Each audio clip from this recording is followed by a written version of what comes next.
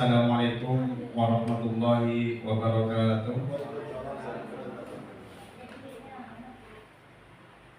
Yang saya hormati Bapak Ibu Dewan Guru SMP 2 Arosbaya, yang saya hormati teman-teman dari mahasiswa UTM. Alhamdulillahirabbil alamin. Wa bihi nasta'inu ala umuri dunya waddin. Wassalatu wassalamu ala asyrofil anbiya'i wal mursalin Sayyidina wa habibina wa syafi'ina wa maulana Muhammadin, amma ba'du. Puji syukur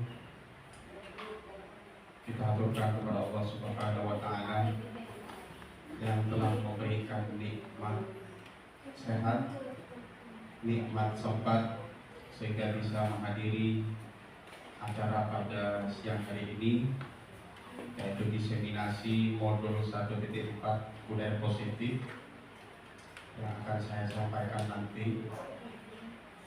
Yang kedua, sholawat serta salam semoga tetap tercurah limpahkan ke harian Nabi besar Muhammad SAW yang telah membawa kita dari jurang jahiliyah menuju jurang yang terang benderang dengan adanya Islam wal iman. Untuk menyingkat waktu, akan saya bacakan susunan acara pada siang hari ini. Susunan acara yang pertama pembukaan, acara yang kedua sambutan dari Kepala UPTD SMP Negeri 2 Arosbaya atau yang mewakili. Acara ketiga, acara inti diseminasi modul 1.4 budaya positif. Acara yang kelima, tanya jawab. Acara yang keenam, penutup dan doa. Memasuki acara yang pertama, pembukaan. Marilah kita buka acara pada siang hari ini dengan pembacaan basmalah bersama-sama. Bismillahirrahmanirrahim. Dengan harapan semoga acara pada siang hari ini berjalan dengan lancar, hikmat dan bermanfaat bagi kita semua. Memasuki acara yang kedua, sambutan dari Kepala UPTD SMP Negeri 2 Arosbaya atau yang mewakili, yang pada siang hari ini akan diwakilkan oleh Ibu Lili Naila. Kepada yang terhormat Ibu Lili Naila.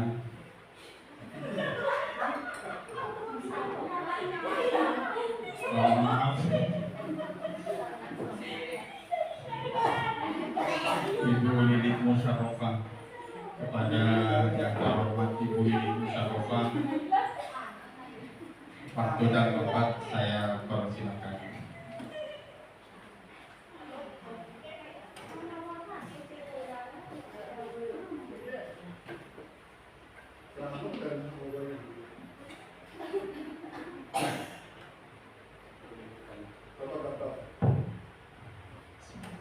Assalamualaikum warahmatullahi wabarakatuh. Waalaikumsalam warahmatullahi wabarakatuh. Yang terhormat Bapak Ibu Guru PTD SMP Negeri 2 Arosbaya serta adik-adik dari UTM dan STKIP. Puji syukur alhamdulillah kita haturkan kehadirat Allah Subhanahu wa Ta'ala karena pada hari ini kita bisa berkumpul di ruangan ini dalam rangka diseminasi budaya positif. Salawat dan salam kita haturkan ke Nabi Muhammad SAW. Saya juga sempat ketawa tadi ya, nama saya sudah diganti. Harus selamatan ini Bapak. Ya. Padahal sudah berapa tahun berkumpul di sini, 3 tahun. Ya, sudah 3 tahun ternyata nama saya diganti. Alhamdulillah dapat nama baru. Ya. Sebetulnya saya di sini disuruh tadi dibilang, Bu, nanti sambutan apa dalam rangka budaya positif. Tahu kan kata orang mana? Ya. Budaya positif ini artinya sudah positif ya. Berarti kita berpikirnya yang baik-baik. Kaitannya dengan kurikulum merdeka. Kita itu harus bisa membuat martabat siswa menuju merdeka. Dalam hal ini adalah merdeka belajar. Kita sebagai guru harus bisa menumbuhkan atau menjadi sosok sebagai karakter building, ya, sebagai pembangun bagi anak-anak kita. Apalagi kita lingkungan kita di sini seperti kita ketahui sangat desa sekali dengan budaya dan karakteristik masyarakat yang sangat berbeda. Boleh dibilang kolot, tapi kadang-kadang baiknya di sini siswa-siswi kita ini lebih percaya ke guru daripada ke orang tua kadang. Sebagian seperti itu. Kalau yang disuruh guru seperti ini, insya Allah dilakukan. Bagaimana cara kita bisa menumbuhkan budaya positif itu sendiri yang menuju merdeka belajar ini? Tugas kita semua. Pertama-tama, kita harus bisa membuat siswa itu merasa malu pada diri mereka sendiri. Misalnya, tidak ikut upacara, merasa malu mereka. Tidak mengerjakan tugas, kemudian datang terlambat. Mohon maaf ya, ini juga teguran bagi kita sebagai pendidik, karena sekaligus kita sebagai manajer bagi mereka, kita jadi panutan bagi mereka, ya, sebagai panutan. Oh, tugas kita sebagai guru apa? Tugas siswa sebagai siswa apa? Itu ada titik poinnya masing-masing. Kemudian dari budaya positif itu sendiri, kalau tidak salah ada 6 ya Pak ya, 6 poin yang harus kita pahami. Di antaranya, yang pertama, kita harus merubah paradigma. Paradigma yang gimana ya? Sepertinya kita selama ini siswa kita masih monoton seperti itu. Kita harus bisa merubah pemikiran mereka. Yang kedua, tentang disiplinnya. Apalagi siswa kita yang kelas 7. Untuk merubah sangat-sangat sulit. Ini diperlukan kita sebagai manajer kita ini. Yang ketiga, untuk di dalam kelas kita harus bisa menguasai kelas, membuat keyakinan kita di kelas itu seperti apa, menumbuh kembangkan sikap siswa agar yakin di kelas itu sendiri. Kemudian ada pemenuhan 5 kebutuhan dasar dari manusia itu sendiri. Kemudian ada kontrolnya sebagai kita, juga ada yang terakhir, ada segitiga institusi itu sendiri. Nah, insya Allah dengan adanya desiminasi ini yang akan dipaparkan lebih jelas nanti oleh Bapak Abdul Fakih SPD GR yang baru dapat gelar baru. Semoga desiminasi ini bermanfaat bagi kita semua. Wabillahi taufiq wal hidayah. Wassalamualaikum warahmatullahi wabarakatuh. Waalaikumsalam warahmatullahi wabarakatuh. Terima kasih kepada Ibu Lili Musyarrafah SPD atas sambutannya yang sudah mewakili kepala sekolah. Memasuki acara yang ketiga, yaitu pembahasan tentang budaya positif itu sendiri yang akan saya pimpin pada siang hari ini. Oke, sebelum kita masuk ke materi, ada 4 pertanyaan pemantik. Dari 4 pertanyaan pemantik ini akan lebih lanjut nanti dibahas di modul ini, di pertemuan pada siang hari ini. Yang pertama, mohon direspon ya. Pemberian hukuman dapat mendisiplinkan siswa, setuju atau tidak? Pemberian hukuman dapat mendisiplinkan siswa? Setuju? Ada yang tidak setuju? Tapi jangan terlalu berat hukumannya, Pak. Tergantung hukumannya.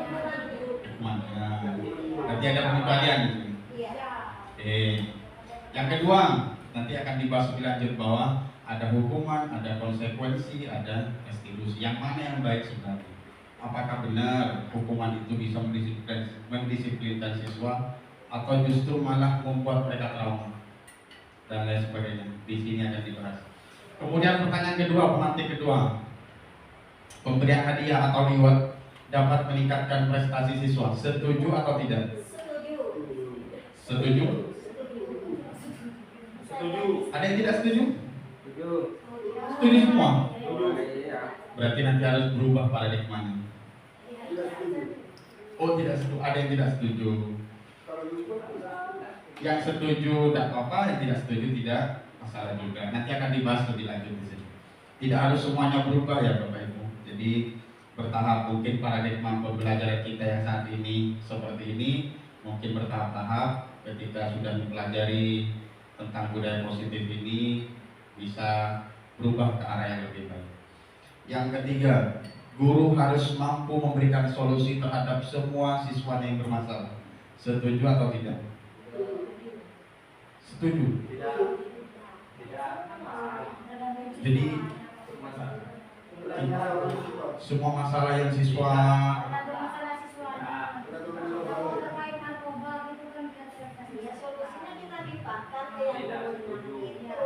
berarti kan tidak setuju.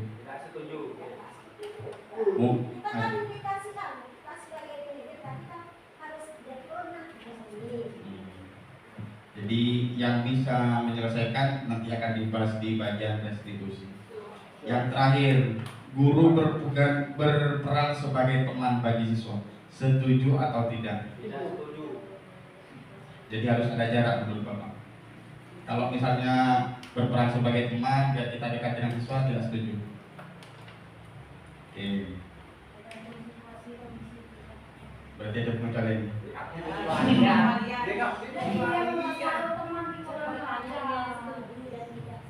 Jawabannya setuju atau tidak setuju. Oke, budaya positif pengertiannya sendiri, nilai-nilai, keyakinan-keyakinan dan kebiasaan-kebiasaan yang berpihak pada murid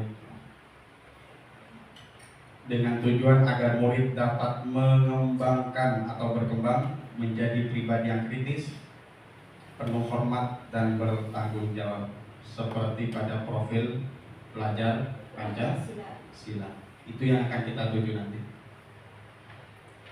Murid akan mampu menerima dan menyerap suatu pembelajaran bila lingkungan di sekelilingnya, lingkungan belajarnya terasa aman dan nyaman. Bagaimana menciptakan itu? Kita harus mempunyai budaya positif di lingkungan sekolah. Pada pembahasan kali ini ada 6 materi. Yang pertama tentang disiplin positif dan nilai-nilai kebajikan seperti yang sudah disinggung tadi oleh Ibu Lili, tentang 6 materi dari budaya positif. Ada yang pertama disiplin positif dan nilai kebajikan universal. Yang kedua tentang teori motivasi. Yang ketiga tentang keyakinan kelas. Kemudian ada kebutuhan dasar manusia. Ada 5 posisi kontrol guru. Ini yang membahas tentang teman tadi.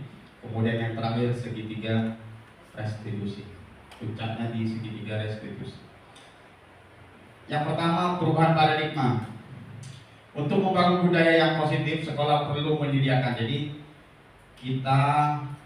saya dulu sebelum masuk ke materi ini, ke modul ini, di modul 1 ada filosofi pendidikan, punyanya Ki Hajar Dewantara.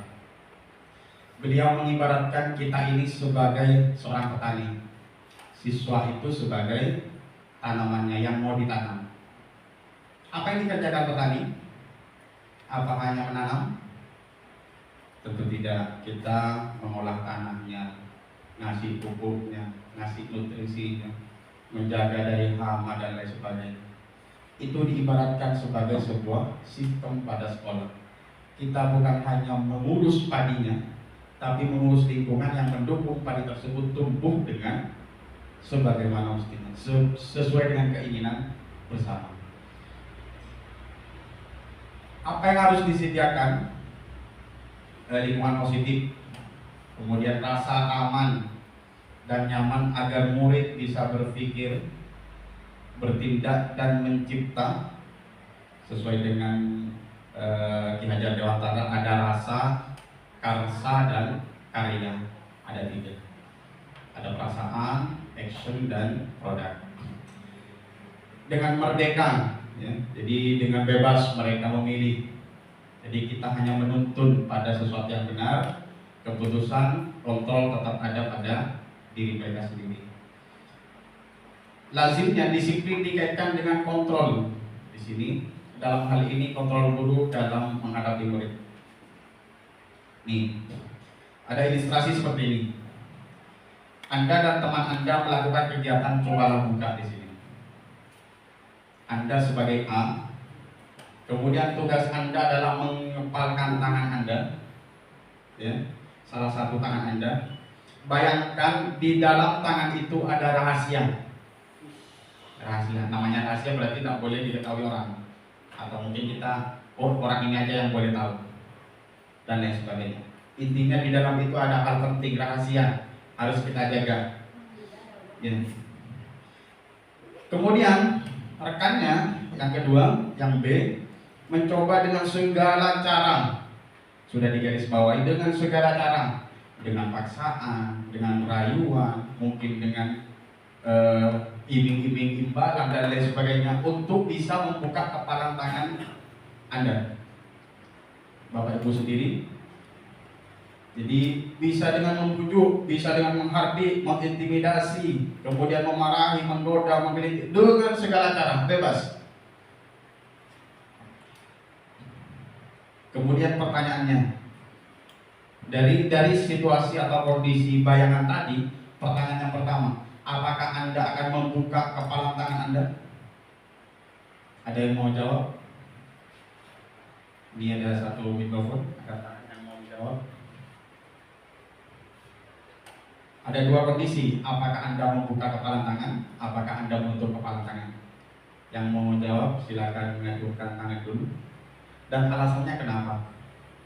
Anda bisa dengan mudah atau dengan percaya membuka tangannya, atau dengan yakin menutup kepala tangan itu untuk menjaga rahasia.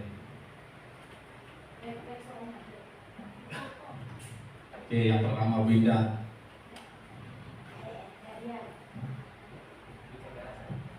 Yang bagian apa? Apakah Anda akan membuka kepala tangan Anda? Itu kan menurut saya ya. Iya, ya. Menurut kemampuan saya juga. Ya. Karena tangan saya lemah, kemungkinan kalau dengan berbagai cara tadi bisa kebuka dengan sendirinya, walaupun kita berusaha kuat. Ya. Karena saya yang tahu tentang kekuatan dari tangan saya. Jangankan suruh mijit aja kadang nggak kuat. Jadi dengan cara mungkin digelitik, dengan cara berbagai cara menggelitik, dengan cara apapun akan terbuka sendiri kan? Dengan sukarela. Iya. Bukan saya mau membuka, kuat. Cuma karena saya tidak kuat. Keterpaksaan atau kelemahan. Iya. Karena punya kelemahan sendiri kalau tangannya. Iya. Jadi ya itu alasannya. Tidak secara terpaksa membuka ya tidak, karena emang tidak kuat sehingga terbuka sendiri. Kalau dari hati, emangnya ya tetap membuka, berarti mau paksa besar.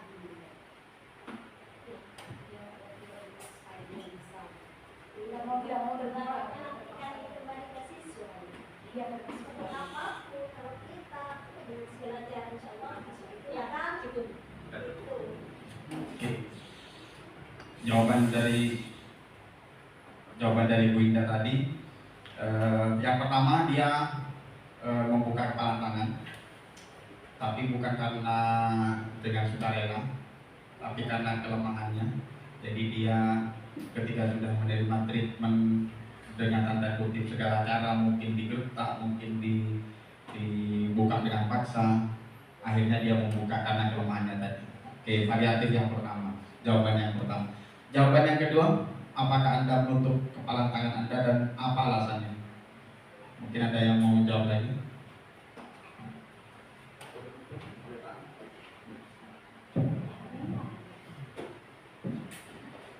Assalamualaikum warahmatullahi wabarakatuh. Waalaikumsalam warahmatullahi wabarakatuh. Mencoba saja ya menjawab yang nomor 2. Apakah Anda menutup kepala tangan Anda? Mengapa? Apa alasannya Anda tetap menutup kepala tangan Anda? Mungkin di sebagian orang, ya sebagian lagi tadi sudah dijawab oleh Indah. Mungkin sebagian lagi tetap menutup karena merasa dipaksa. Sebagian lagi ya ini ya. Sebagian lagi tetap merasa ditutup. Kenapa kok saya dipaksa? Karena orang kalau dipaksa kadang memang secara tidak sukarela gitu. Jadi dia tetap kekeh karena dipaksa, tidak mau, saya tidak mau. Beda dengan yang mungkin nanti dia punya trik bagaimana supaya dia dengan sendirinya untuk membukakan kepala tangan itu. Mungkin seperti itu situasi yang lain selain yang dijawab dari Winda. Jadi karena tadi dipaksa, dia tidak mau, malah tambah tidak mau. Sebagian orang, dan kita punya karakter memang beda-beda. Kalau dipaksa tidak mau, tapi ada juga yang dipaksa terus-menerus akhirnya mau, ya kan? Ya itu menurut saya. Sekian, terima kasih. Wassalamualaikum warahmatullahi wabarakatuh. Waalaikumsalam warahmatullahi wabarakatuh. Oke, terima kasih atas jawabannya. Jadi untuk pertanyaan nomor 1 dan nomor 2 itu variatif Bapak Ibu. Jadi dengan alasan apapun dibenarkan, boleh-boleh saja. Tapi dalam kegiatan ini kita kembali ke pertanyaan tadi yang nomor 3. Sesungguhnya siapa sih yang memegang kendali? Diri sendiri atau orang lain?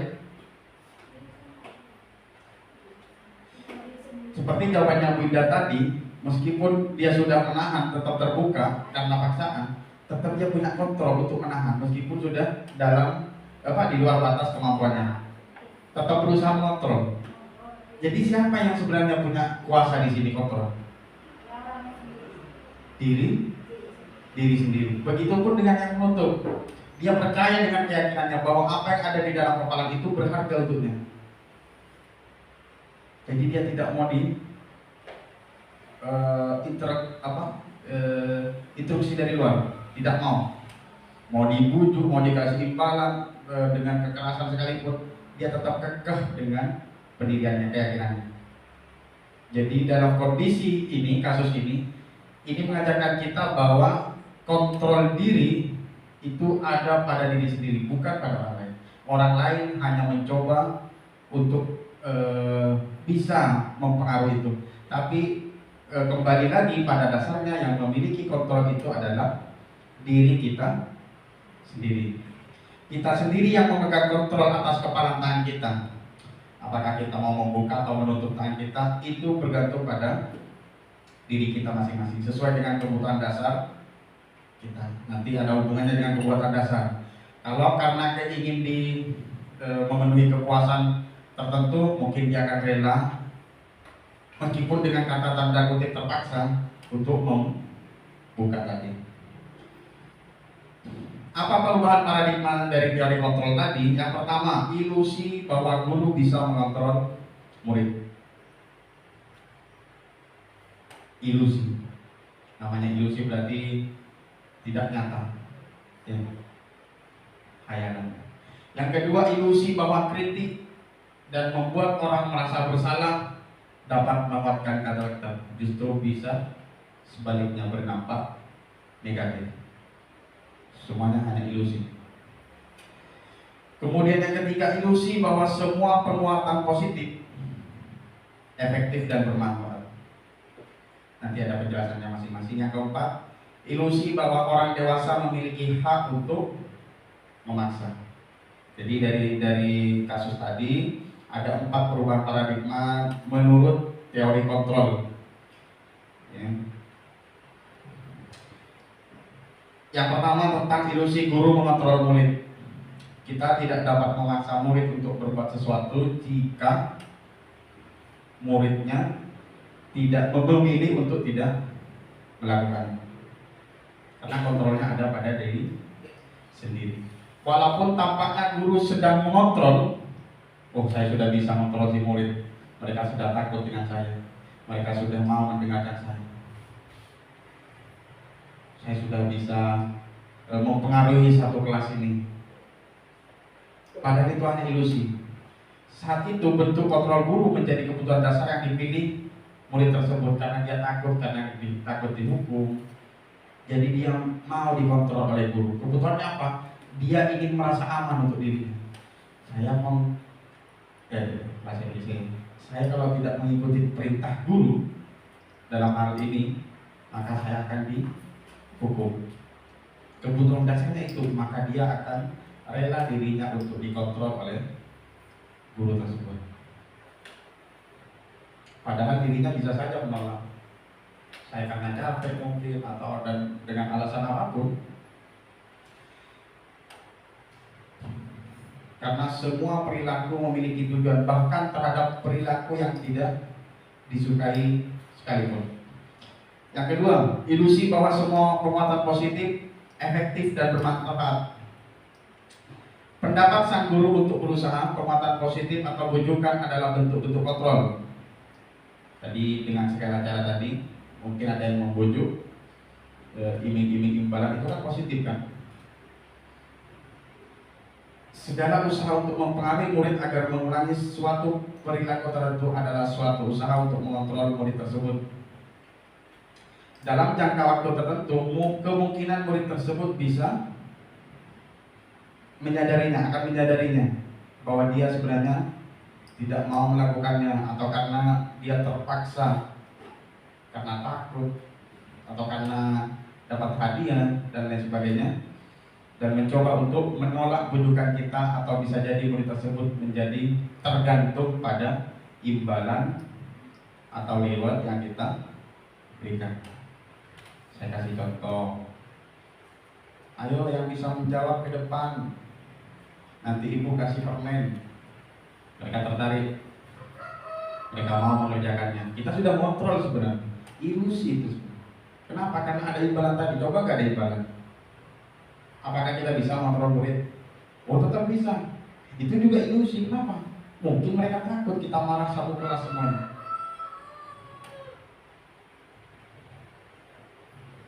Ya. Atau bahkan ketergantungan, nanti ketika tidak ada hadiah yang diberikan, mereka tidak mau lagi. Apa-apa kalau ada hadiahnya lagi, saya malas kerjakan. Karena sudah ketergantungan dengan hadiah atau reward. Bukan tidak efektif, tetap efektif. Bukan tidak bermanfaat, tetap bermanfaat, tapi tidak selalu. Ya. Kemudian yang ketiga, ilusi bahwa kritik dan membuat orang merasa bersalah dapat menguatkan karakter.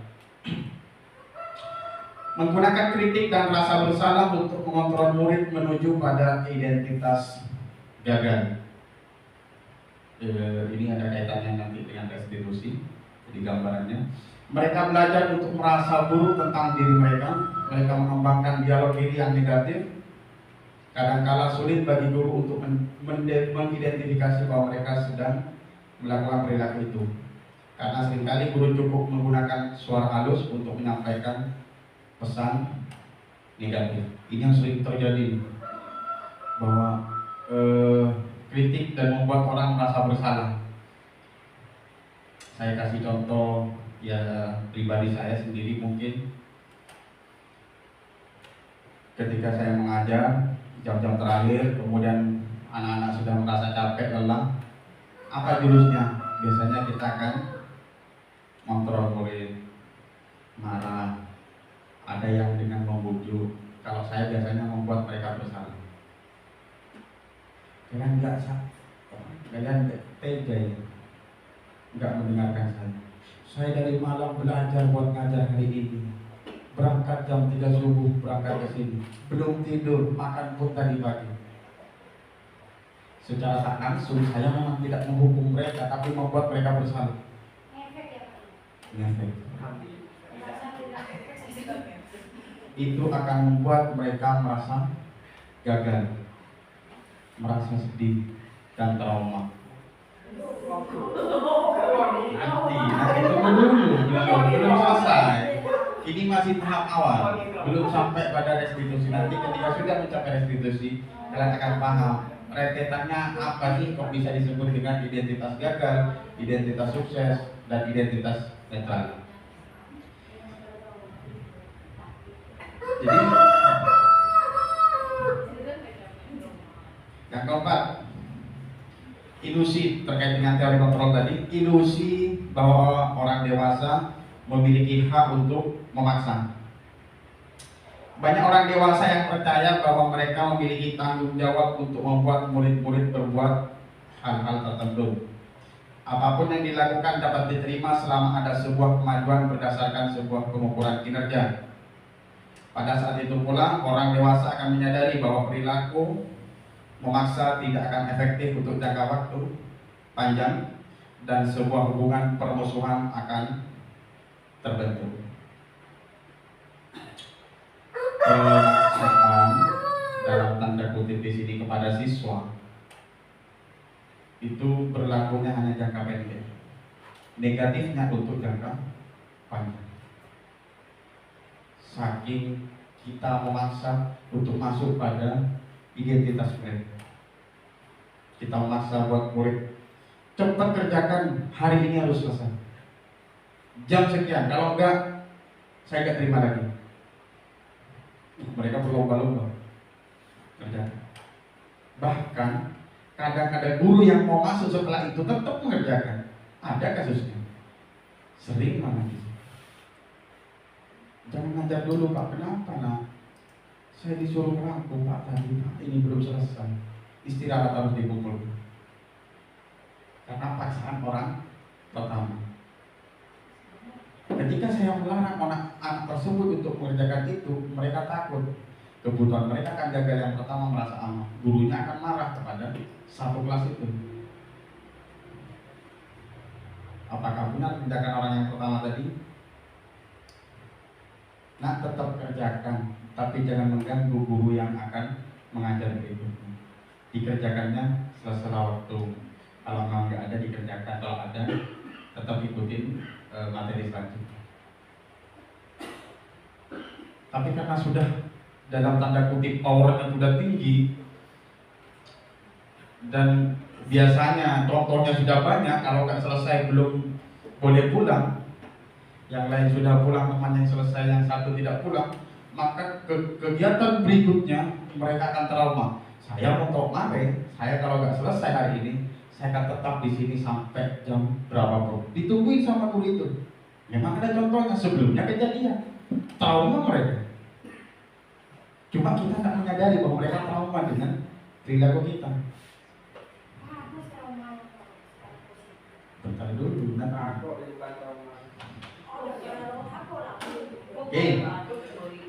Stimulus respon tentang dunia. Ini yang kita harus rubah pandangannya tentang teori kontrol tadi. Yang pertama, realitas atau kebutuhan kita sama, padahal yang seharusnya realitas atau kebutuhan kita berbeda. Bahkan ada yang saya pelajari saat ini, modul 21 ini setelah budaya positif ini, ada yang namanya memenuhi kebutuhan belajar murid. Ada murid yang nggak suka kalau nulis, dia sukanya menggambar. Ada murid yang nggak suka kalau dia menulis, dia pengennya nonton aja. Ya kita harus memenuhi itu. Mungkin. Jadi kita harus punya cara bagaimana menghadirkan pembelajaran yang bervariatif untuk memenuhi semua potensi yang dimiliki murid. Kenapa? Karena tidak semua murid punya kemampuan itu. Saya kasih contoh, satu kelas itu gak semuanya suka matematika. Benar. Ada yang sukanya seni, bidang seninya tinggi dia. Itu potensi namanya.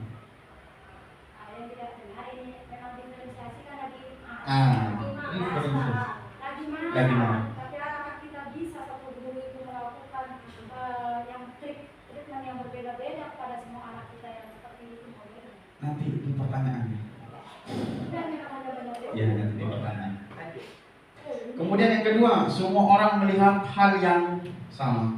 Oh, ini kelas 7 harus semuanya menguasai materi IPA saya. Kalau satu gagal, remedi. Kalau satu gagal, remedi. Remedi sekarang sudah dihapus. Yang ada penilaiannya adalah berhasil dan tidak berhasil. Tidak berhasil pun bukan tanda kutip, bukan tidak lulus, tapi cukup dan baik. Ya, penilaiannya cukup dan baik. Ada yang menguasai materi ini, KD ini, ada yang tidak menguasai di KD itu. Kan penilaian KD kurikulum merdeka seperti itu. Jadi kita tidak boleh menyamakan semuanya harus 75 semua. Mungkin kali yang pertama dia gagal, kali yang kedua dia berhasil. Begitu seterusnya. Yang ketiga, kita mencoba mengubah orang agar berpandangan sama dengan kita. Padahal yang seharusnya kita berusaha memahami pandangan dari orang lain tentang dunia. Ini dalam tanda kutip egoisnya. Pokoknya semuanya harus sepakat dengan saya. Kalau ada siswa yang melanggar, ditarik, dihukum, dijemur. Itu kan pandangan saya. Bapak Ibu mungkin beda pandangannya. Tapi pokoknya saya tidak mau tahu. Misalnya saya sebagai pimpinan, pokoknya saya tidak mau tahu. Semua guru kalau ada siswanya yang bermasalah, suruh keluar semua. Suruh berjajar di depan, berdiri. Biar satu pandangan. Padahal pandangannya guru masing-masing. Pak, ini nakal bukan karena nakal apa, karena memang pengen cari perhatian. Ada kebutuhan anak yang seperti itu.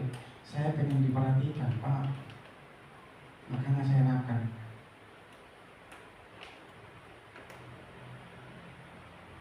Itu nanti ada hubungannya dengan kebutuhan 5 kebutuhan dasar dari manusia. Perilaku buruk dinilai sebagai sebuah kesalahan. Padahal yang seharusnya semua perilaku memiliki tujuan. Tergantung dari mana kita memandang perspektif masalah itu.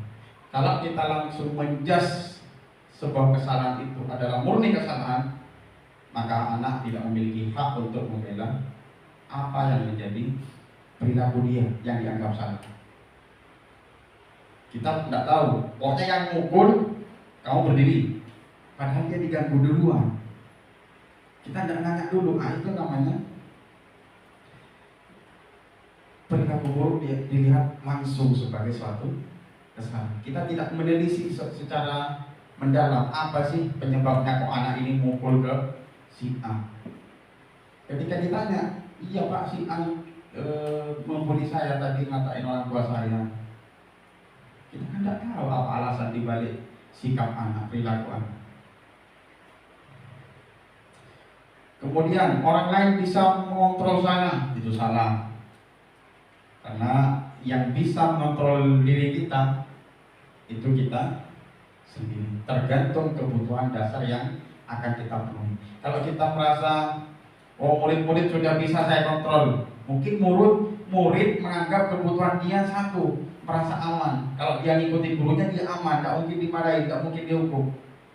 Itu kan karena dia butuh keamanan itu, bukan karena bapak atau ibu gurunya yang bisa mengontrol si murid, tapi karena murid memberikan izin untuk guru bisa mengontrol dirinya karena saya pengen aman, cari aman. Itu kebutuhan dasar dari si murid. Bukan karena gurunya yang hebat bisa mengontrol murid, enggak. Siswanya yang tadi aman. Kemudian saya bisa pemaksaan ada pada saat bujukan gagal. Padahal yang seharusnya kolaborasi dan konsensus menciptakan pilihan-pilihan baru.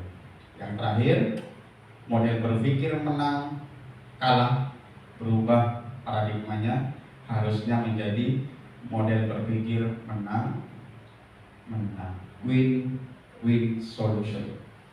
Bukan win-loss solution, tapi win-win solution. Yang menjadi korban harus dimenangkan dengan mengganti rugi. Pelakunya juga harus dimenangkan dengan dihargai haknya. Win-win solution. Nanti akan dibahas di segitiga restitusi.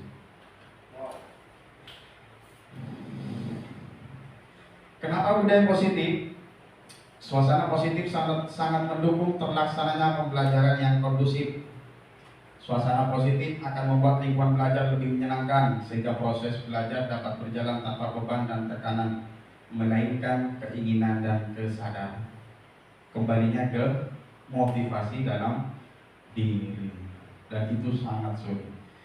Saya butuh pengen belajar matematika karena saya nanti akan jadi insinyur. Saya butuh belajar matematika karena saya nanti ingin jadi programmer. Saya butuh logikanya karena dia sadar akan kebutuhannya. Menciptakan itu yang sulit sekali. Menciptakan anak untuk sadar dengan kebutuhan di masa mendatang. Makanya pelan-pelan berubah. Ayo nak, kamu butuhnya apa? Kamu cita-citanya pengen jadi apa? Saya pengen jadi arsitek Pak, Bu. Kamu belajar hitungan dulu. Nanti ketika kamu mau jadi arsitek, itu bukan cuma soal menggambar, menghitung berapa tekanannya, butuhnya berapa. Itu perhitungan, logaritma, logika semuanya dipakai. Matematika dari belajar matematika. Oh iya Bu, menciptakan kesadaran dan kebutuhan dari dirinya yang menjadi motivasi dirinya, itu yang sulit. Caranya bagaimana? Dengan budaya positif. Kita memancing terus.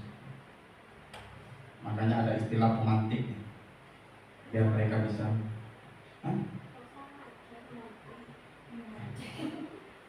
Kumar itu bukan, yang benar itu bukan mendidik, bukan mengajar, tapi mendidik. Mengajar itu transfer ilmu. Saya punya pengetahuan tentang teori relativitas, gitu. Kalian harus tahu semuanya. Saya kasih semuanya, saya cekoki dari teorinya, dari rumusnya, dari percobaannya, hasilnya, implementasinya, semuanya mereka harus tahu. Tanpa perlu kita mancing terlebih dahulu. Karena yang benar seharusnya adalah mendidik. Kita ngasih pancingan, bukan ngasih ikannya, kita kasih umpannya saja, alatnya, mancing sendiri. Itu kurikulum merdeka yang seharusnya. Kalau belum ke sana, berarti bertahap, mungkin nanti ke sana. Karena mungkin kesiapan siswa untuk bisa belajar dengan mandiri itu belum di sini. Ya, kalau di luar, di sekolah-sekolah negeri yang di perkotaan, mungkin mereka siswanya sudah ikut les, mereka sudah punya modal terlebih dahulu pengetahuan awalnya. Ketika masuk ke kelas, kita sekarang akan belajar tentang teori tekanan. Mereka sudah punya gambar, oh tekanan kayak gini. Ketika dikasih pancingan, mereka sudah punya gambaran. Karena mereka sudah punya kesiapan dari rumah.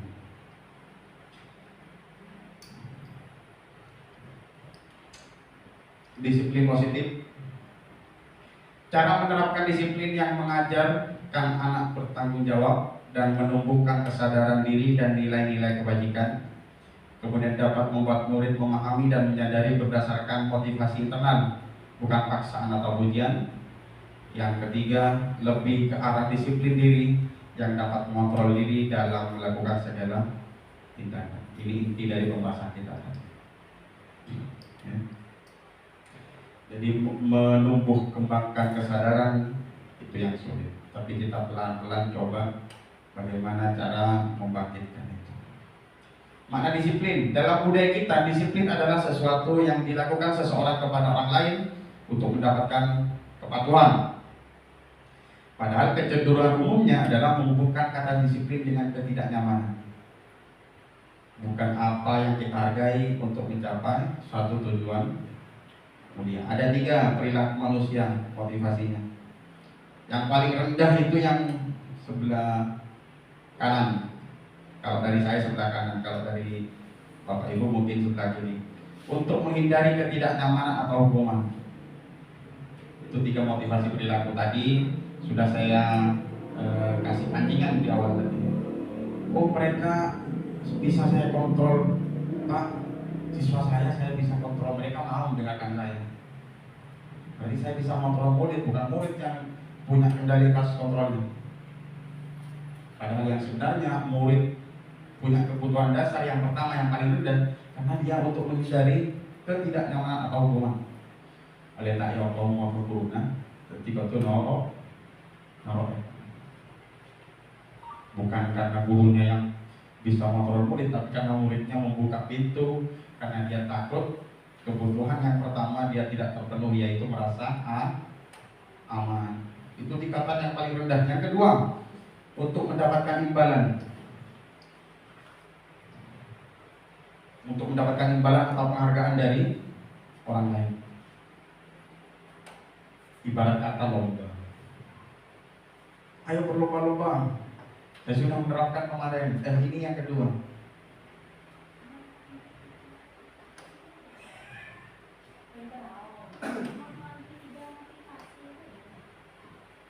Iya. Tapi yang seharusnya yang paling tinggi, yang ini. Mungkin. Yang sebelah sana itu yang paling rendah. Ya. Yang paling rendah harga kayaknya tidak mempunyai. Tidak mempunyai gimana? Maksudnya tidak untuk menghindari kenyamanan atau hukuman, dia tidak taat. Contoh. Yang rendah. Oh, siswanya. Siswanya. Kita kan pernah ya, saya cerita dulu. Kita sudah pernah mengalami diklat BPG. Ada beberapa orang di sini kita mengikuti diklat BPG. Kita mengikuti guru, mentor, dosen pembimbing atau guru pamongnya itu karena apa? Karena takut hukumannya nggak lulus langsung. Kalau nggak lulus apa? Beda kalau siswa. Kadang Nah, siswa ini kan kebutuhan dasar yang pertama. saya berhenti ada apa-apa ada siswa begitu kalau Yakin BPG berhenti. kalau berhenti ada siswa. Oh. Ya, ini masih beda apa? Karena tujuannya, kalau kita tujuannya apa? Saya lulus cepat, dapat sertifikasi. Cair. Karena kita punya tujuan, kebutuhan dasarnya kita menghindari hukuman. Hukuman itu apa? Tidak lulus. Nilainya rendah. Apakah yang kita yang sekarang ya merdeka belajar ya? Kalau dulu kita mungkin ada kompetisi di dalam sekolah. Apa kompetisinya? Ada nilai di situ. Nilai berapa kita tidak lulus, sehingga ada ujian remedi ya. Apabila yang tidak lulus, tidak menerima ijazah atau ijazahnya yang tidak lulus begitu. Sedangkan sekarang siswa diharuskan lulus. Efeknya sehingga motivasi perilaku yang paling mendasar dia tidak menggunakan omongan itu. Efeknya ke siswa kalau dia melakukan ada waktu masuk lulus kok hina. Mungkin ini bisa diterapkan ya motivasi ini mungkin lihat dulu siswanya. Kalau siswa di SMP 2 Bangkalan mungkin ya nggak usah pakai 3 ini sudah mereka tahu sendiri dan biasa. Kalau siswa sini orangnya sampai keluar jangankan tidak keluar orang keluar saja tidak mendengar sampai jadi diterima. Mungkin nanti bisa sharing dengan mentornya juga. Kita bisa menggunakan kita. Mungkin ada motivasi lain. Kasih tahu kondisinya di sini itu bagaimana. Semangat. Sadar tidak sadar motivasi ini ada siswa. Ya, coba saya kasih contoh satu aja. Ada orangnya di sini, tapi tidak usah nyebutnya. Hukumannya tidak pulang sekolah tepat waktu kalau tidak selesai. Mau tidak mau mereka mengerjakan. Kita kontrol murid, bukan muridnya yang membuka diri. Saya takut dihukum aja, Pak. Sampai 12, maksudnya 12 gimana? Ketika saya ngajar tetap kerjakan IPA, matematika. Karena saya takutnya, kenapa? Ketika waktu saya lebih rileks. Coba siswanya langsung aku tidak ada seperti itu. Dari awal coba langsung dikerjakan tepat waktu.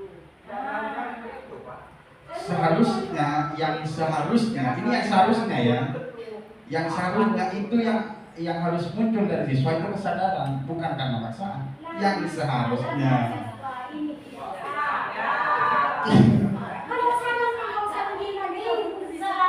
kadang seharusnya tidak selalu sama dengan nyatanya.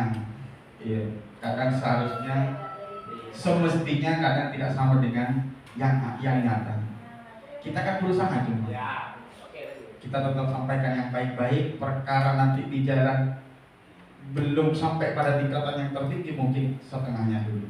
Maaf ya Pak ya, saya tidak setuju dengan mungkin nanti bisa sharing ke mentornya ya maksud saya ya. Dan tingkatan cara pengontrolan ini, karena seperti yang Saman bilang, siswa itu macam-macam, ya kan? Bukan berarti kontrol atau hukuman ini adalah kontrol yang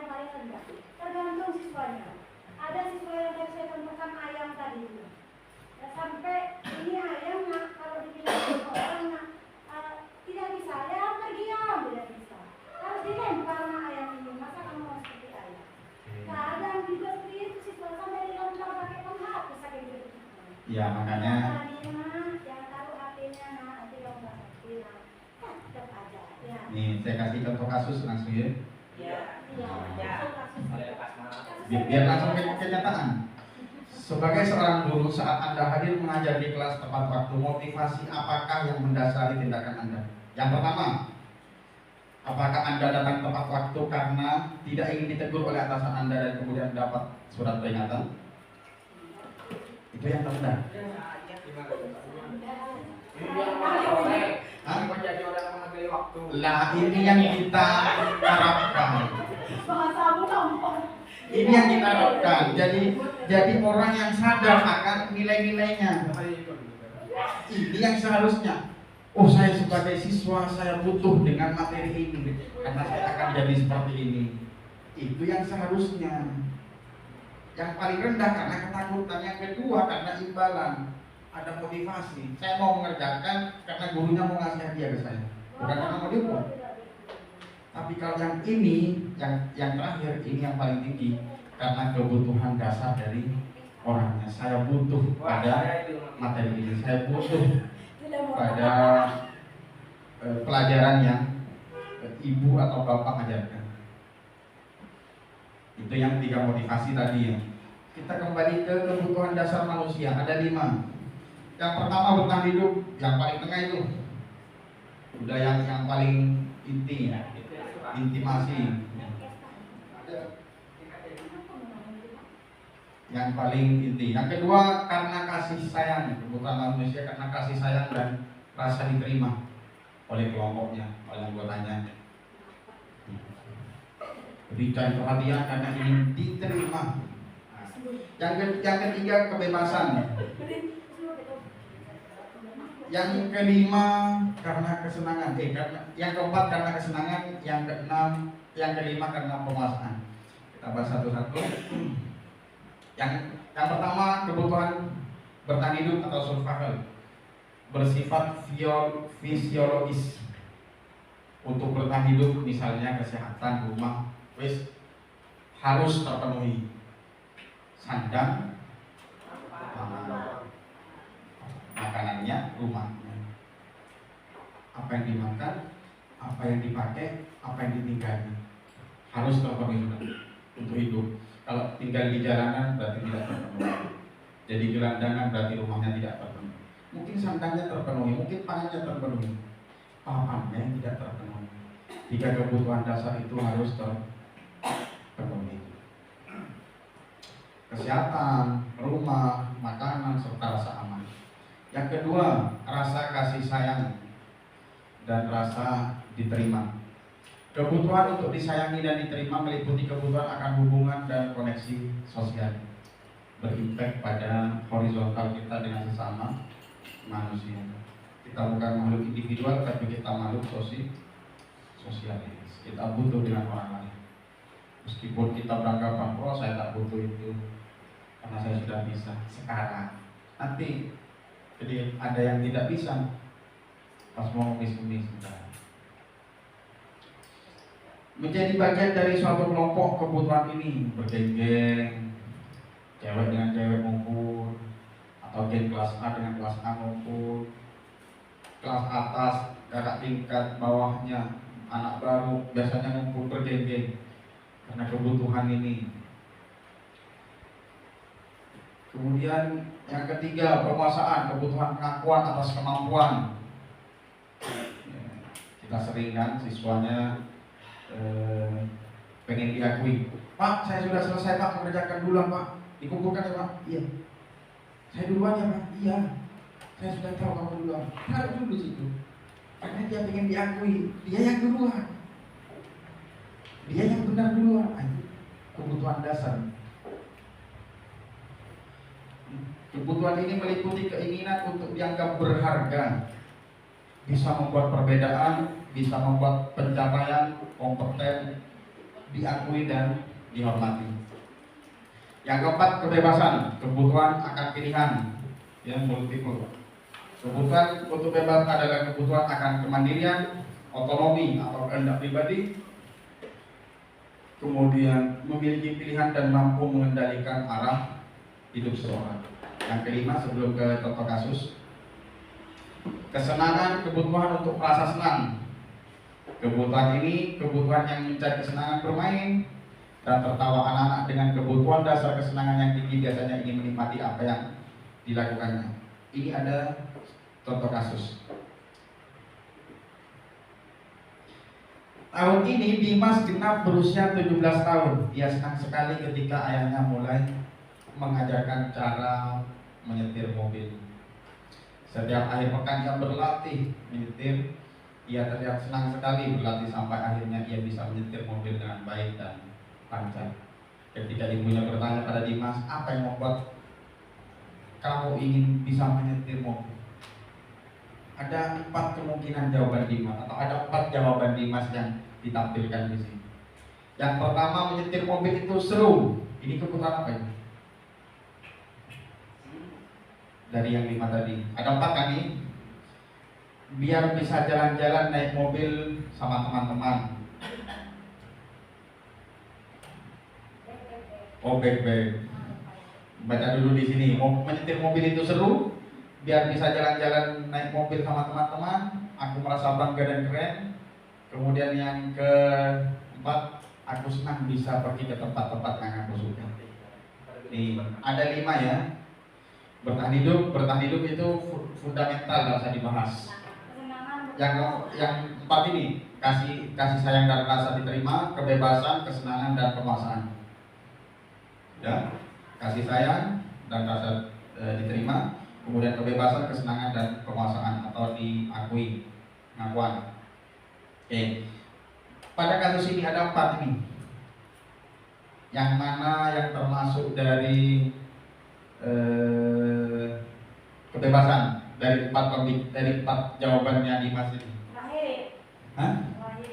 Terakhir, aku senang bisa pergi ke tempat-tempat yang aku suka. Dia bebas, punya kebebasan otonomi memilih kemanapun dia ingin pergi sesuai dengan minatnya dia, kesukaannya. Saya pengen pergi ke sana karena dia punya kebebasan untuk pergi ke tempat itu. Yang mana yang termasuk kasih sayang dan rasa diterima? Nomor 2. Itu tak kunci jawabannya semua.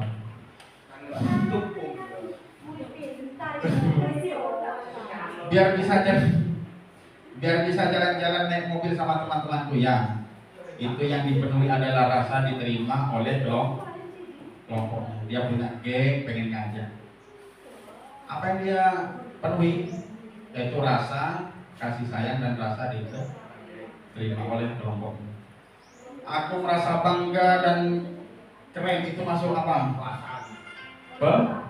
Penguasaan, pengakuan dari orang lain. Kemudian, karena ketika naik mobil, saya merasa betul. Naik mobil, buka kaca, pelan-pelan. Oh, kelihatan. Senang, merasa bangga. Diakui oleh orang, oh bisa nyetir. Padahal saya tak bilang.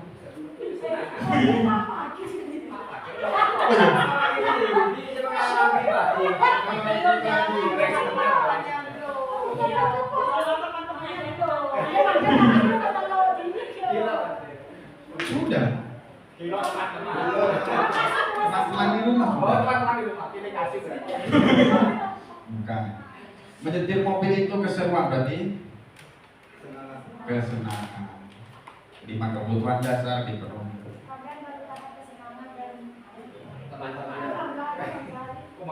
Merasa bangga dan keren.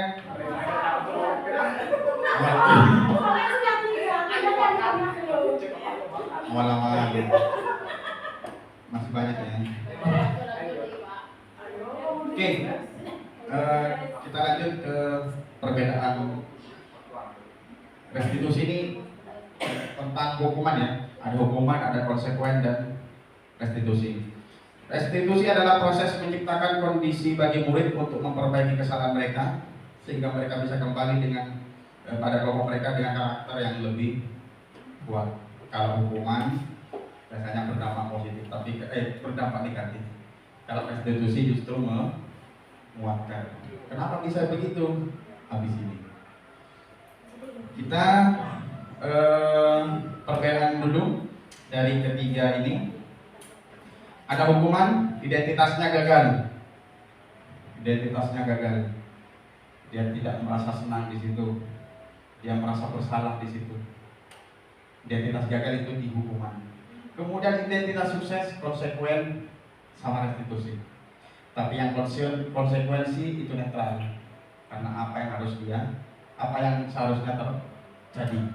Kalau hukuman sesuatu yang menyakitkan harus terjadi.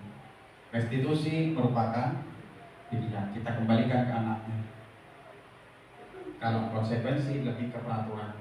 Kalau hukuman lebih ke fisik, dadakan, telat materi olahraga, suruh keliling lapangan. Itu hukuman. Restitusi nanti langsung. Ini masih perbedaan.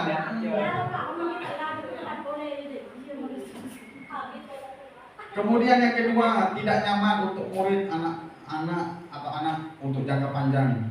Bukan hanya untuk jangka pendek, jangka panjang karena bisa menyebabkan traumatik. Kalau konsekuensi tidak nyaman untuk murid tapi waktunya jangka pendek karena kesepakatan peraturan bersama. Tapi kalau restitusi menguatkan untuk murid atau anak dalam jangka waktu yang panjang karena dia tidak merasa kesalahan itu. Belum. Yang korban mendapatkan keadilan. Kemudian yang konsekuensi korban bisa diabaikan karena peraturannya apa, maka hukumannya harus apa. Tapi kalau restitusi korbannya mendapat ganti. Saya kasih contoh sekarang nanti. Sekarang kasih contoh.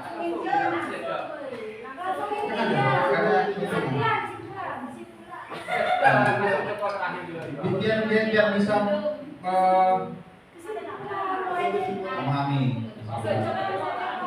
Murid anak akan tersakiti ini kalau hukuman.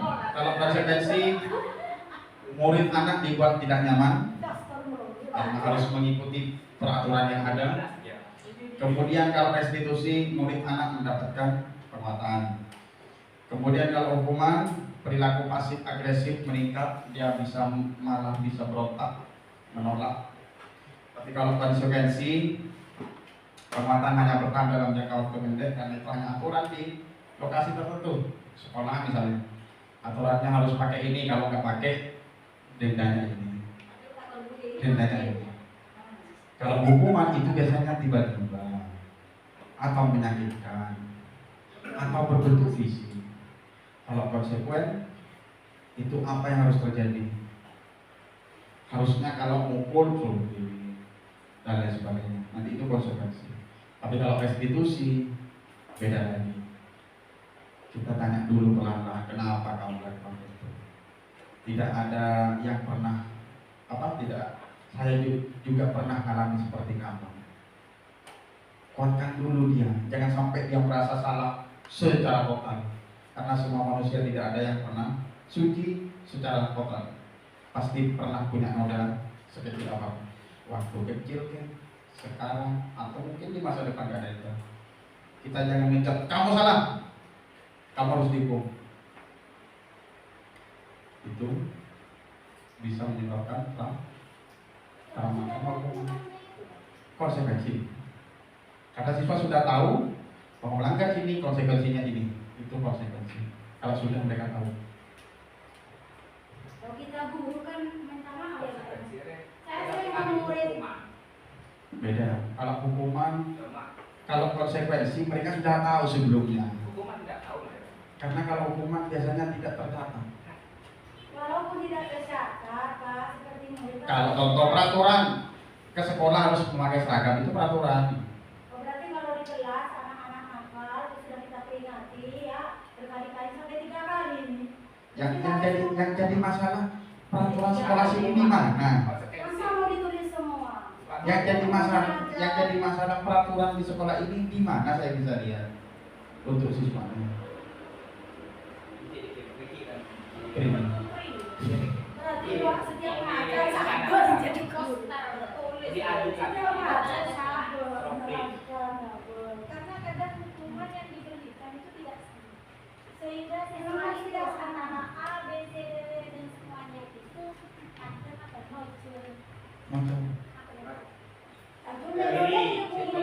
situ.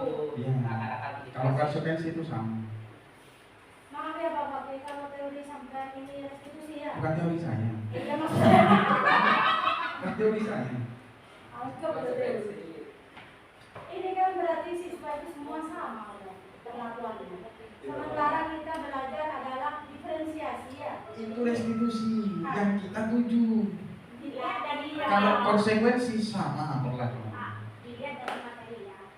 Membantu penerapan mengikuti peraturan dalam masyarakat konsekuensinya ya. Kalau di hukuman berlaku hanya pada sebuah institusi, tidak berlanjut pada kehidupannya. Ya kan? Dalam sebuah materi ini, peraturan yang ada di sekolah itu institusi. Nah, konsekuensi juga. berlaku Hukuman. yang mana? Yang Nomor 3 ini.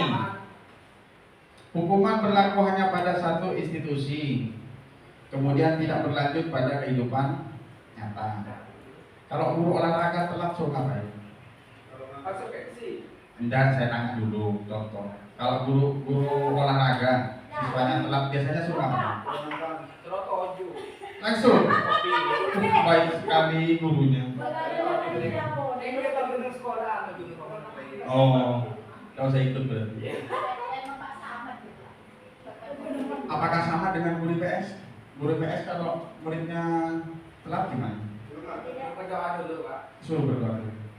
Apakah sama institusinya? Beda. Guru olahraga punya identitas sendiri. Kalau telat materi saya lari lapangan. Kalau orang yang sudah ngajar di kelas biasanya telat suruh berdiri di depan. Kalau seperti ini tidak tergantung mapel ya. Kalau di awal pelajaran, ingat kalau di awal pelajaran pasti ada kesiswaan punya aturan sendiri. Masuk kelas, entah itu dia harus duduk, harus keliling lapangan, tidak sebenarnya di awal. Di awal pelajaran, beda dengan di pertengahan pelajaran. Mungkin siswa Kan masih contoh kebetulan- hukuman, ya. kan contoh hukuman, bukan konsekuensi. Kalau konsekuensi peraturan, konsekuensi yang menindaklanjuti itu biasanya beda. Di depan ada tiket, yang telat misalnya suruh masuk mereka. Itu kan aturan. Lah ini yang nggak ada konsekuensinya. Iya. Karena tetap peraturannya ada, tapi Tidak usah di luar, kita bicara di lingkungan kita. iya. Kan begitu. Berarti kalau gitu semua guru memberi hukuman dalam kelas Ini hukuman. hukuman. Iya. Konsekuensi. Kan tidak bilang tadi kalau dari ada aturannya hukuman. Kalau tidak ditulis ada hukuman namanya. Ya, Berarti yang upacara itu berdiri itu apa? Ada peraturannya itu bisa hukuman. hukuman memang soleh. Tidak bawa kopi. Sendiri. Ada konsekuensi. Padahal itu ada di peraturan. Ada. Tapi kan nggak harus berdiri di depan ngadep ke sana. Peraturannya apa ya? Soalnya masalahnya oh iya bisa jadi ya. Berarti mana sekolah ada konsekuensi. Yang ketiga, fokus pada pemecahan masalah dalam rangka teman. Jadi restitusi. Oke, kalau hukuman, Hukuman itu bidana. peraturannya adalah dididik, kamu harus dididik mengikuti. Apa perbedaannya coba? Konsekuensi itu hukuman itu. Ini ribetnya. Tapi kalau konsekuen biasanya sudah mereka tahu. Berarti konsekuen itu dari Kalau depan sampai belakang hukuman sama itu ya. biasanya penerapannya pasti beda. Intinya kalau konsekuen itu dikasih tahu dulu gitu. Sudah tahu. Saya sudah tahu. Berarti mau benar. Mana tadi ya? Gue yang mau sekolah ada konsekuensi seperti ini. Iya iya. Ada hukuman. Berarti Nah, gue tuh kan di sini sudah benar. benar kan? Iya, konsekuensi lah. Orang Kan orang dodo. iyo. Konsekuensi pembukaan berarti sudah. Berarti wes. Dia mau tujuannya hanya konsekuensi di sini. Nulis tapi ditulis berbesar ya. Sehingga kita kalau perlu setiap guru nulis. Ya, Jadi bukan. yang harus. Bentar, nanti akan masuk. Sebentar dulu. Sebentar dulu. Nanti akan masuk pada yang teori selanjutnya.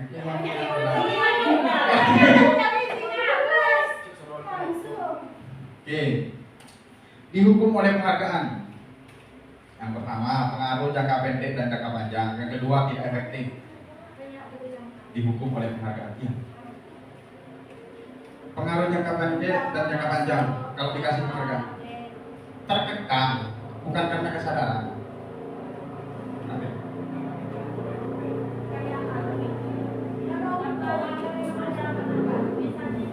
Dihukum oleh penghargaan, maksudnya dikekang.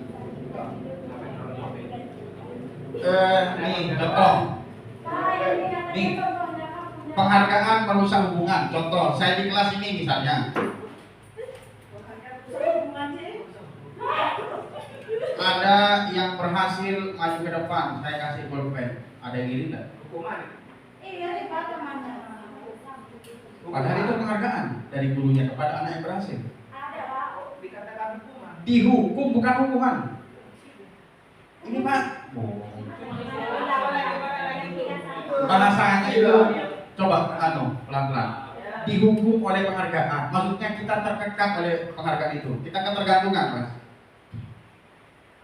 Kita ngasih penghargaan ke anak itu pas terkekang dengan motivasi itu, bukan karena keinginan sendiri, tapi karena penghargaan. Kalau saya tidur dan saya diganti oleh kepala, jadi itu hukuman.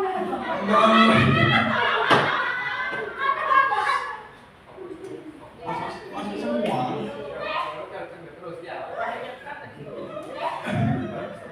Penghargaan mengurangi ketepatan. Penghargaan bisa menurunkan kualitas karena sudah tidak ada motivasi dalam dirinya. Dia hanya akan termotivasi karena penghargaan itu. Ya. Kemudian penghargaan mematikan kreativitas. Kemudian yang terakhir, penghargaan menghukum. Beda dengan hukuman. Ini bukan hukuman, tapi dihukum. Dihukum dalam arti tanda petik di sini abstrak. Secara tak langsung dibelenggu karena penghargaan tadi. Terkekang. Bukan berarti hukum beneran, bukan. Secara tak langsung. Ini ada ahli sastra di sini. Jangan sampai nanti saya tanya ahli sastra, ini hiperbola ya Bu? Ada sih. Contoh ke siswa langsung. Biar saya tahu. Perlakuan itu ke siswa contoh.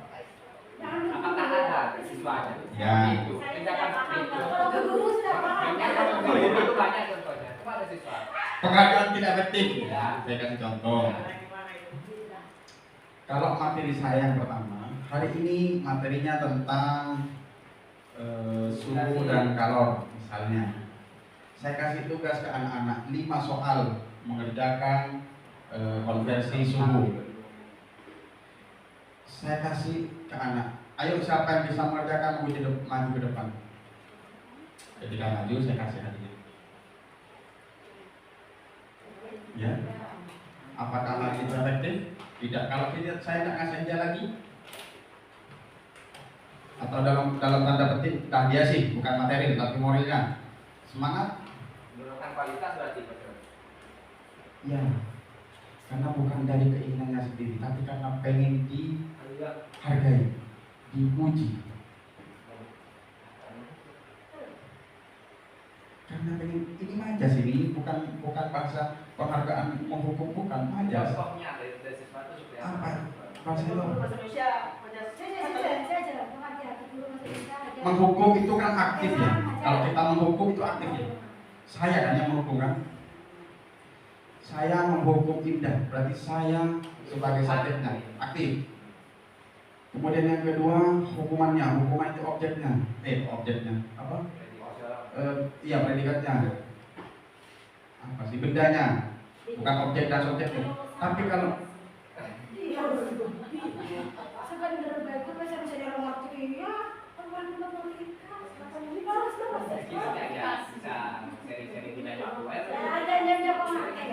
sebenarnya ngerti yang ngerti ya.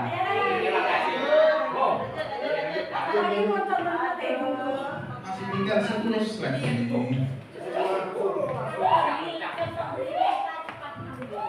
Tapi kalau ilusi kita kan Oke, ini contoh kasus. Mana yang hukuman, mana yang konsekuensi. Yang pertama, mencatat 100 kali di dalam buku kalimat. Saya tidak akan terlambat lagi karena karena terlambat sekolah. Maksudnya menulis di buku 100 kali karena terlambat sekolah. Yang ditulis adalah saya tidak akan terlambat. Itu masuk hukuman atau konsekuensi?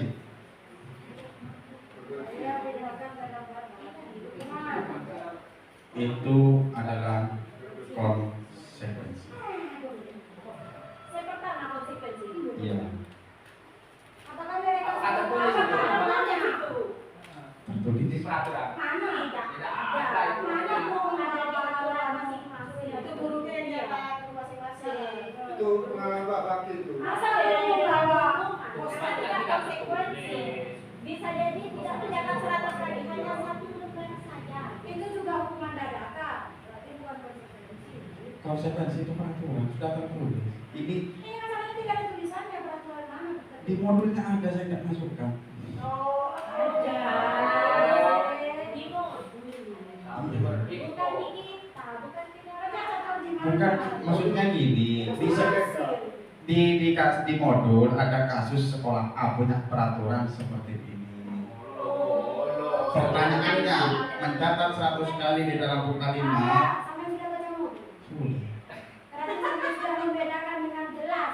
Iya. Coba kasih tahu kita apa yang jelas dan real, ini hukuman, ini konsekuensi.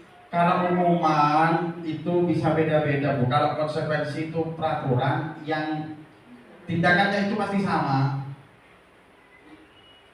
Coba contoh. Dan biasanya langsung di sini. Lari mengelilingi lapangan basket 2 kali karena terlambat hadir di sekolah, itu hukuman. Apa bedanya dengan zakat? Apa bedanya dengan zakat? Kalau lu DP 100 kali. Apakah ini nyakitin fisik yang pertama? Belum ada sok. Kalau 100 kali sudah yang Daripada lari. Aku lari. Saya tidak percaya, pusat saja katanya kelas 3 misalnya. Malah ini kemarin. Ah, itu mana itu? Modul lain. Modul lain. Kalau saya dari tipikal, hukuman itu bagian dari konsekuensi. Hukuman itu konsekuensi yang negatif. Betul. Ya, kan lebih ke arah yang tidak terduga. Kalau konsekuensi itu peraturannya jelas tertulis. Kalau terlambat menulis ini sebanyak 100 di sini. Berarti itu masing-masing dari kampungnya itu konsekuensi seperti itu, peraturannya seperti itu. Apakah yang tertulis di sekolah nanti cepat? Kalau nanti kalian 100 kali. Kayak seragam lah contohnya ya. Itu memang kayak tata tertib itu. Berarti itu termasuk tata tertib. Ya, benar. Oh, berarti kalau latihan sudah ada di tata tertib. Dan semua siswa sudah tahu. Siswa sudah tahu semua begitu. Ini bukan di sekolah saya. Ya di sekolah kita mungkin bisa juga menerapkan ini, tapi ini di sekolah Belum di contoh kasus belum ini konsekuensi di teori. Modul. Nah, ini modul. Dia ini Ada lagi kalau SMP 2 itu cabut. konsekuensi Ibu. Karena sudah tertulis. Satu, peraturannya anak datang tepat waktu. Bab 2, apabila melanggar. Dan biasanya gitu, tata tertib kan ada 2. Yang pertama peraturan, yang kedua larangannya, yang ketiga sanksinya. Sanksinya apa? Itu tertulis di situ, menulis ini. Kalau sanksinya ditulis bahwa itu diganti, misalkan bukan mencatat. Anak kalau terlambat akan lari lapangan atau seperti pacara anak kalau terlambat. Konsekuensi kalau memang diberlakukan secara sama dan murid tahu itu. Bukan masalah dia kena fisik atau enggak, cuma dia kena tertulis. Tapi kan dia sudah tahu sebelumnya kalau telat itu akibatnya. Bukan berarti maksudnya tadi kan udah bilang kalau dia fisik Lebih ke bersifat fisik. Ya. kalau konsekuensi kita sudah tertulis, sedangkan hukuman kita tiba-tiba ya tidak di sini di teori pakar kalau hukuman itu akan gagal ya kalau konsekuensi dan restitusi sukses. Ya. Kalau anak kita kenyataannya kalau sudah ada hukuman sanksi kita sudah tahu sanksi saya terlambat akan lagi udah nah saya terlambat saja pasti kan untuk lari di lapangan beda dengan hukuman Iya. tiba-tiba Ya. saya akan kalau mau telat saya akan bilang orang Ya. Ya. Itu biasanya 2 kali, 3 kali. Ya. Kalau konsekuensi mereka sudah tahu, itu akibatnya kalau melanggar itu. Berarti cuma itu ya. Ya. Hukumannya apa terserah dari dia ya. Itu membuat kesepakatan antara guru dengan siswa. Di sekolah itu konsekuensi ada hukuman. Oh iya. Kita lekok mereka hukuman. Kalau yang tertata itu namanya konsekuensi. Sudah ada realnya, peraturannya sudah ada. Ini yang harus kamu lakukan. Kalau tidak melakukan sanksinya ini itu konsekuensi. Iya. Akibatnya sudah mereka tahu sebelumnya. Tapi kan lebih sukses yang hukuman tadi kalau dia. Katanya siapa lebih sukses? Ya contoh ya, contoh ya. Waktu P5 sampai tidak ada. Suksesnya dari mana? Bentar dulu. Bentar dulu. Suksesnya dari mana? Hukuman itu lebih sukses dari konsekuensi. Jerahnya, Konsekuensi efek kondisi jerahnya apa? kan kita tahu kita yang mengajar. Ya, efek jerahnya itu. Tadi saya bilang kalau anak kita sudah tahu hukumannya seperti itu, sebenarnya ada peraturan, ada sanksi. Itu sudah bagus ya. Cuma saya tadi agak terganjal dengan kalau hukuman itu gagal. Ya, Dan kalau konsekuensi dan restitusi itu sukses. identitasnya. Nah, Ya. tapi tidak semuanya itu seperti itu. Gini. Saya tidak dikasih waktu buat ngomong. Itu sukses, Pak. Di sini. Saya langsung ke restitusi ya. Saya langsung ke restitusi dan kalian tahu. Nih, di restitusi ada yang namanya menstabilkan identitas. Ini restitusi. Hukuman, konsekuensi, dan restitusi. Di restitusi itu ada segitiga restitusi. Yang pertama, menstabilkan identitas. Jangan sampai anak gagal dengan identitasnya. Dia tidak merasa. Pertama, ajukan pertanyaan. Membuat kesalahan sesuatu yang wajar. Jangankan siswa, guru pun pernah melakukan semasa jadi kalian ataupun sekarang. Di apa? Bukan pas ngejar. Manusia tidak ada yang sempurna. Kalian bisa memperbaiki masalah ini. Saya tidak ngejar kalian yang paling salah di sini. Kalian masih punya kesempatan untuk memperbaiki. Itu restitusi. Kalau konsekuensi mereka sudah tahu sebelumnya. Kalau telat hukumannya pasti ini. Sanksinya pasti itu. Maksudnya identitas di sini jangan sampai mereka gagal. Saya sudah bersalah di sini. Dijat guru saya yang paling bersalah. Ini yang kedua. Ini sudah makin terakhir masalahnya.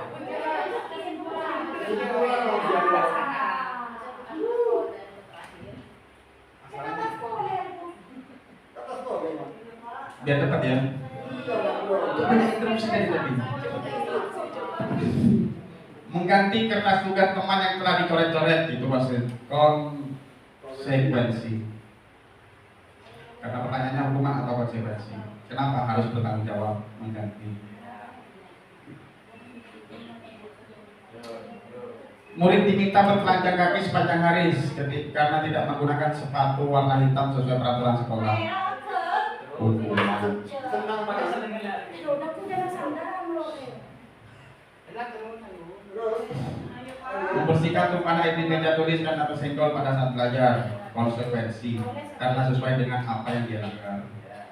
terus Karena dia melanggar merupakan anu, maka dia harus bersekuensi, bertanggung jawab membersihkan itu.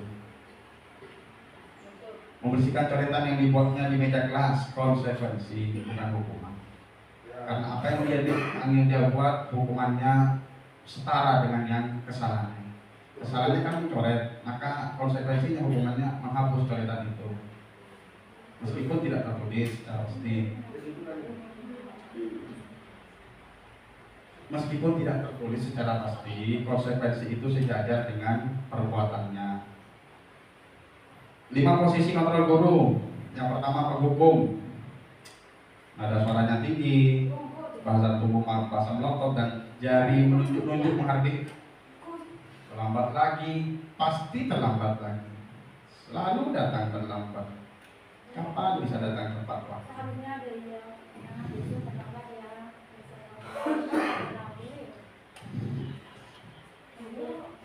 Ya. Kemudian membuat pembuat merasa bersalah. pada posisi ini biasanya guru akan bersuara lemah lembut. Lanjut. Lanjut Pak, kesimpulan. Oke. Posisi teman. Jadi kita posisinya menghargai murid, mendekati murid, itu posisi kita. Guru pada posisi ini tidak menyakiti, namun tetap berusaha mengontrol murid melalui persuasi, mengajar. Posisi teman pada guru bisa negatif maupun positif, tergantung nanti pada kondisinya. Kemudian pemantau ini lebih ke sesuai dengan konsekuensi yang seharusnya terjadi. Jadi, Adi, tahukah kamu jam berapa kita mulai? Jam 7 Pak, kamu terlambat 15 menit. Apa konsekuensinya? Maka saya akan menambah waktu istirahat saya, dipotong untuk menggenapkan sesuai dengan yang waktu yang terlambat saya. 15 menit diganti 15 menit, konsekuensi. Tapi kalau yang ketiga, yang kelima, manajer. Posisi ini yang paling tinggi, posisi manajer. Posisi di mana guru berbuat sesuatu bersama dengan murid. Jadi bukan kehendak guru, tapi atas dasar kebersamaan dengan murid. Kita tanyakan, mempersilahkan murid mempertanggungjawabkan perilakunya sendiri, mendukung murid agar dapat menemukan solusi atas permasalahannya sendiri. Di sini ada contoh kasus Anto dan Dino sedang bermain bersama di lapangan. Kemudian mereka bertengkar, terlibat kontak fisik. Ternyata Anto kancingnya sampai terlepas oleh Dino. Kemudian dipanggil sama Ibu Suti, menanyakan kepada Dino tentang keyakinan sekolah yang telah disepakati Ibu Suti, bahwa tidak boleh mengganggu, harus menghormati orang lain dan lain sebagainya.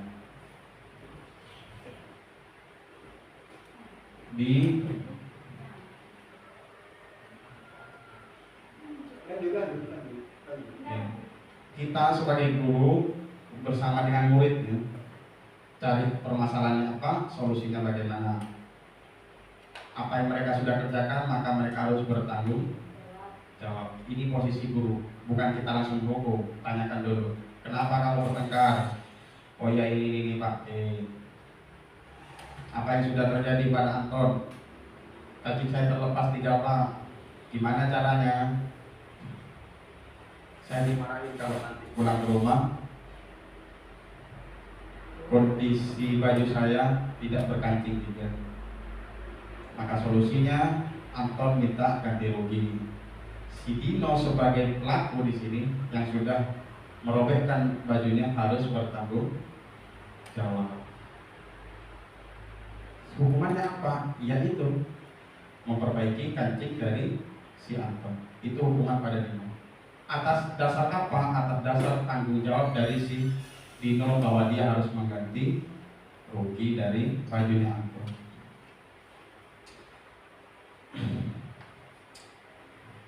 Oke, langsung ya. Keyakinan kelas. Mana tadi? Ini langsung ke ini. Peraturan dan keyakinan kelas itu beda. Kalau peraturan kita yang buat biasanya mereka tahu aja.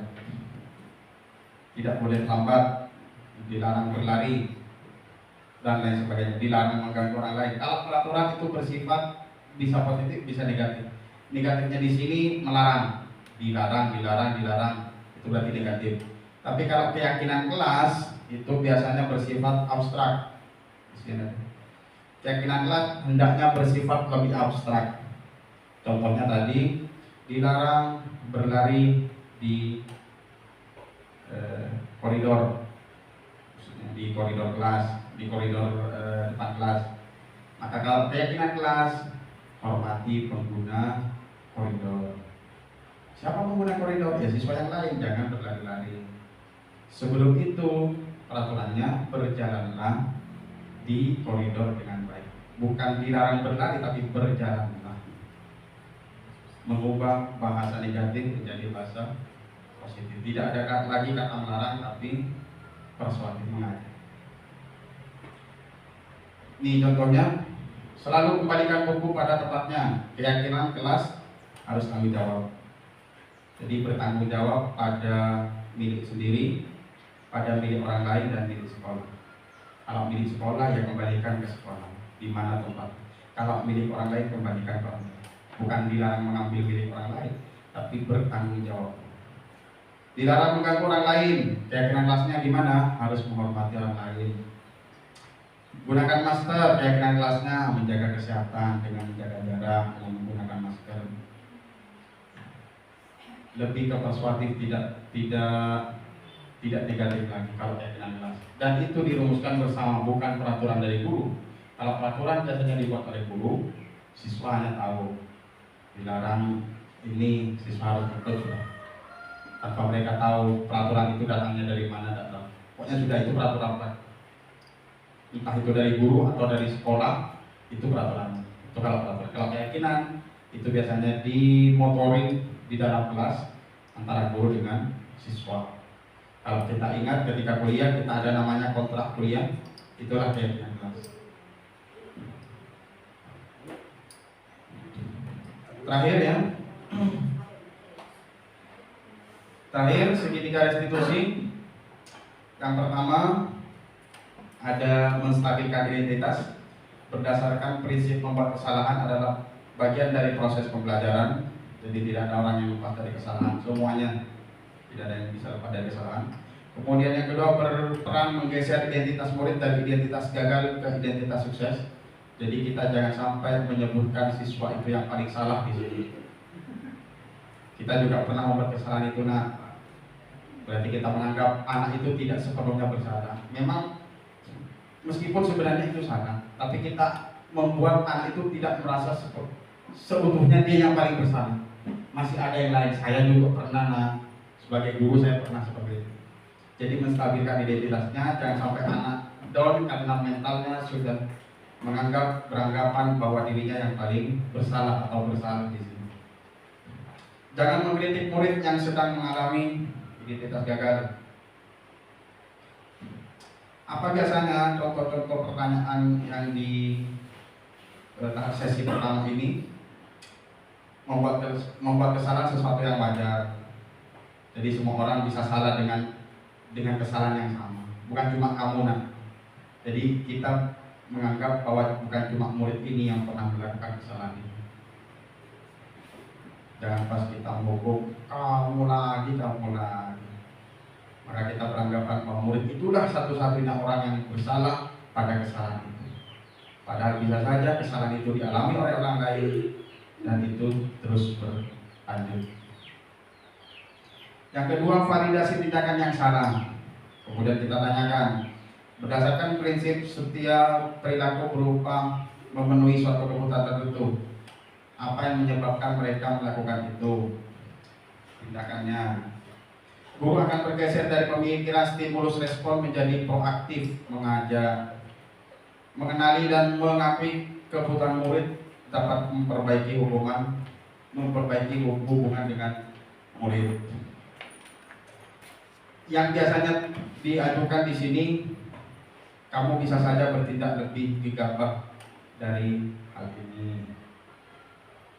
Kamu bukan melakukannya tanpa suatu alasan tertentu. Apa alasannya? Kenapa kamu terlambat?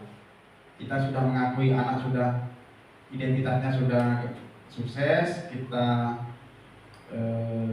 kasih validasi tindakan bahwa kesalahan itu apa penyebabnya. Kenapa kamu terlambat? Oh tadi malam saya gini Pak, saya gini. Kemudian kita lanjut ke tahap ketiga, menanyakan keyakinan. Seharusnya gimana? Oh ya Pak, tidak boleh terlambat. Terus solusinya apa? Saya akan bangun pagi Pak, saya akan tidur lebih awal. Itulah dari pemaparan saya tentang materi budaya positif sampai pada terakhir yaitu segitiga restitusi.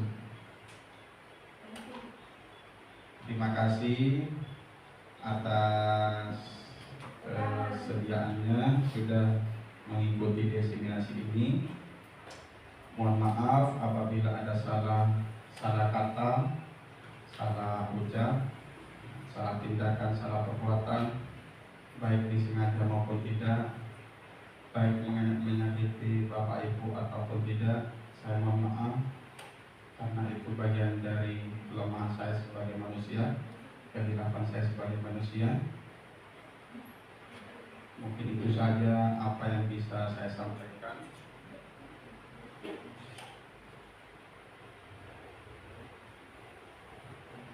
Semoga apa yang sudah saya sampaikan bisa bermanfaat untuk kita semua, terutama untuk saya pribadi. Sebelum kita tutup diseminasi pada siang hari ini, mari kita membaca hamdalah. Alhamdulillahirabbil alamin.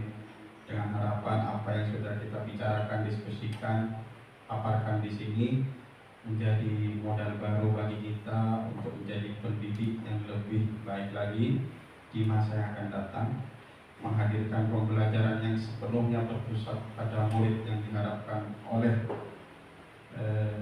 kurikulum kita, dan menjadi pembelajar sepanjang hayat. Mungkin itu saja.